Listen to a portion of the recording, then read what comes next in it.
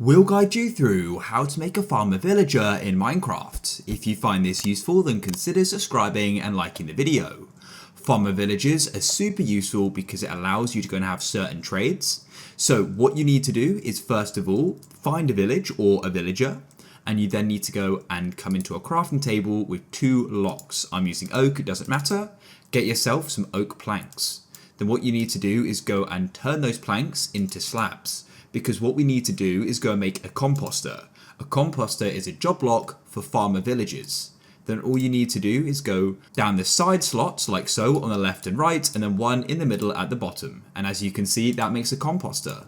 Now all you need to do is find an unemployed villager. They can't currently have a job. For example, here are 2. So then all you need to do is go and place the composter near them. I just like to go and wait for them to go and stop walking. Then all you want to do is go and place it. This villager here then went and became a farmer villager. You'll go and see those little green particles appear, and that's it. You can then right click on them and start trading with them. It's that simple.